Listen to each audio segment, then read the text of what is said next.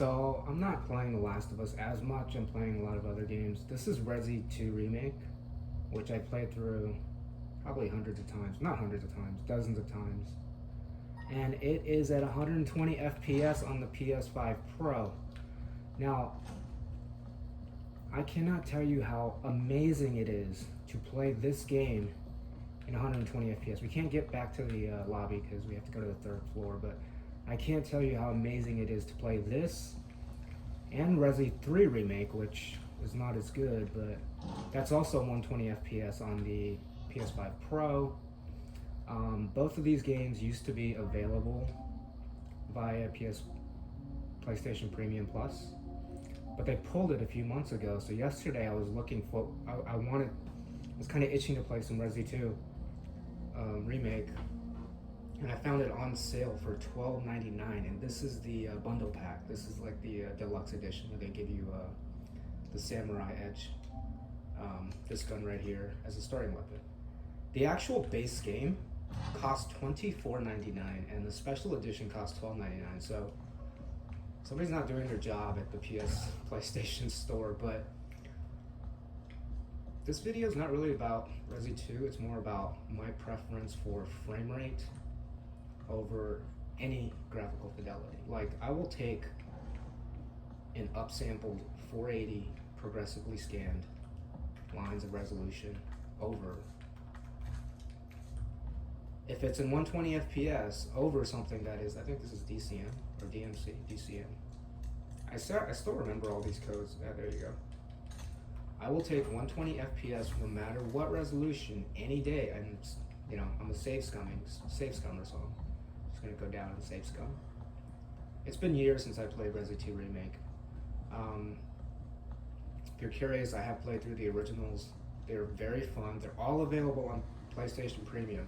Resi 1, the remake isn't available, you have to buy that. But Resi 1 original, Resi 2 original, and Resi 3 Nemesis. Now, those are kind of re-releases, but yeah, so frame rate always trumps any kind of graphical fidelity for me, just because, like, look how smooth you can pan. And I still cannot believe, okay, we're 20 years into YouTube. YouTube came out in 2005, late 2005. I was there for all of it. I remember Emo Kid 14 was like the first popular YouTuber and so forth. It came out 20 years ago, and they still do not do 120 FPS unless you're in premium, but probably not for that either. And I think this thing gets me the 2 key for the safe. But yeah, it's so amazing to play games at 120 FPS that I'm sorry, I just cannot stomach 60 FPS anymore. Another example is Resi 4 Remake, which I haven't checked on the Xbox Series X. Resi 7 on Xbox Series X is 120 FPS. It's upgraded to 120 FPS. But Resi 2 and Resi 3 are not. That's why, even though I own this game on Xbox Series X, I bought it again on the PlayStation platform. I'm not sure about Resi 4 Remake, which is why I repurchased it.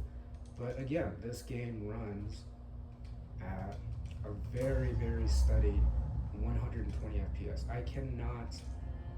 I'm just doing a regular playthrough right now with Ashley, Ashley's part. I cannot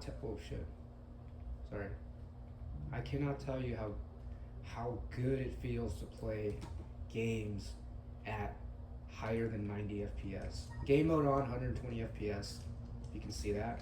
It's full 120. I mean, this is literally double the frame rate of 60 FPS, right? So I'll take frame rate over resolution any day.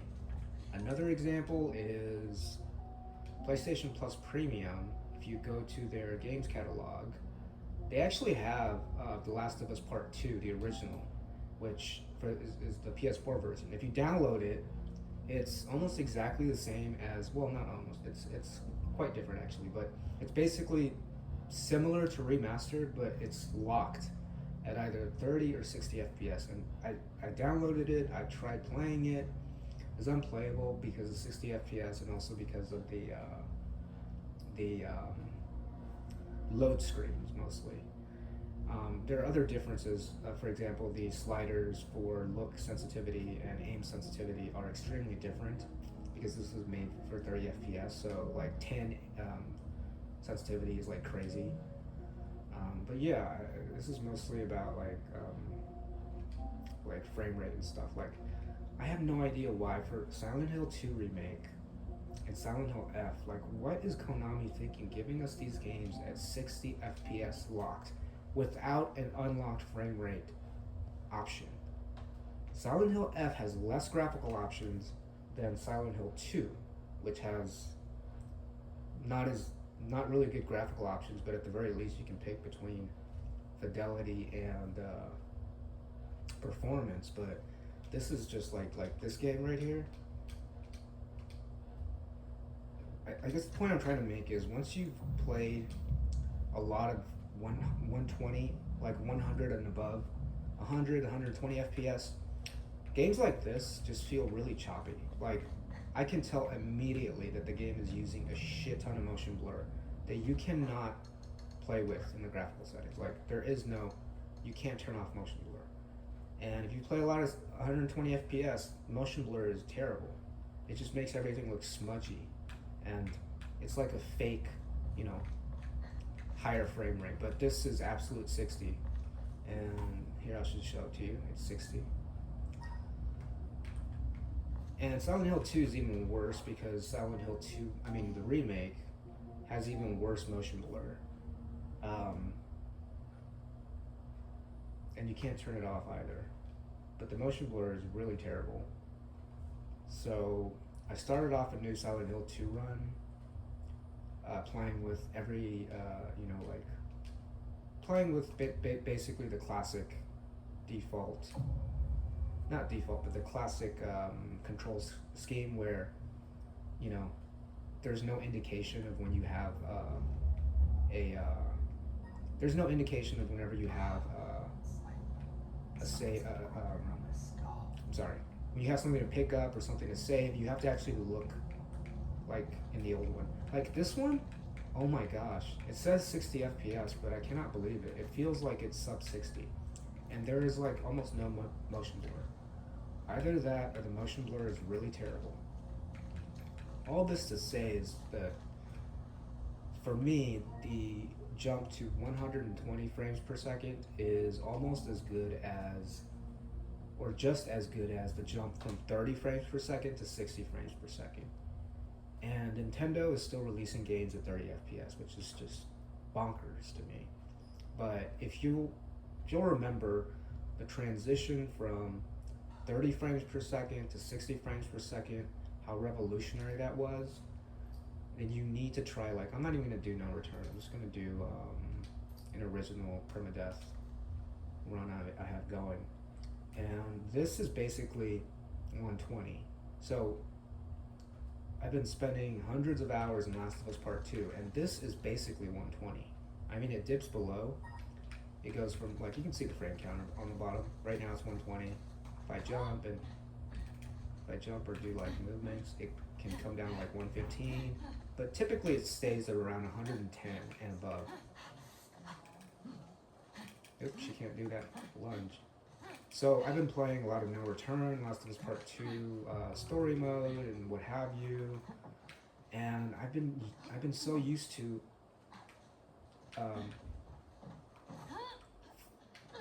frame counter in excess of 100, meaning at least 100 frames per second, if not a full 120.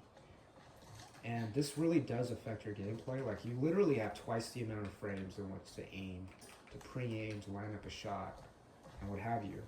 And so I just think that games that are coming out now, I think 120 FPS should be the new standard. There's no reason why it shouldn't be. I'll give a pass to Demon Souls, but even Demon Souls, it's not, I don't want to play it. One reason why I don't want to play it is because it's 60 FPS. It just doesn't feel as smooth. God of War Ragnarok, I'm not too sure. Black Myth, I know that is definitely 60. With really bad resolution on console. But Spider-Man, the original, 120 FPS, smooth as freaking butter. This side-scrolling, Action game Prince of Persia, it's 120 FPS. And again, Resi 2 Remake is 120 FPS. So the point I'm trying to make is, I think 120 FPS should have been the industry standard beginning with this, what is it, 9th, 10th console generation, you know, the Xbox Series S and X, along with the PS5 and PS5 Pro. This should be the standard, and I applaud developers like Capcom and Naughty Dog for giving us truly unlocked frame rates. And it's such a contrast from like Konami, like some people love Silent Hill F. I just didn't like it. It's not my cup of tea. I don't hate on people who like it, just whatever. But you know, Konami does not see fit to optimize their games in this manner. And I guess the point of this video is Konami is just like really crappy, really shit. Like even Death Stranding 2 there's a 120 FPS option. So Konami is not optimizing their games. They don't really care about how they run, and they're just ass compared to Capcom and Naughty Dog. And that's basically the point I want to make. It's just these Konami games are poorly optimized. I mean, even on a PS5 Pro, this thing does not feel like even 60. This thing like stutters all over the place. Like it cannot hold a frame. It looks choppy as all hell. And I happen to actually really like Silent Hill 2 Remake. I like the original more, but I think the remake is really amazing. I like James' performance, and I generally like the performances of the other characters, although Maria's character is obviously a lot better in the original. But if you just look at this, and this is, I have graphics mode on preference for performance, and I don't know if it's, see, right now I'm saying Konami's a piece of shit for not optimizing their games, but I think it might be Unreal Engine 5. See, graphics, priority, performance. If you do quality, let's see what happens. Oh my gosh, what is this? What's the frame rate? It says 60, but I think that it's always going to say 60 because of the way the TV's configured. But yeah, no, this is like 25 FPS. It's almost unplayable. So like, if you're used to 60 FPS, you're not going to want to go back and play 30 FPS games. I mean, if it's like a really good game and your TV has frame interpolation where you could have fake 60 FPS, maybe. But like, yeah, I mean, this game looks sub 60.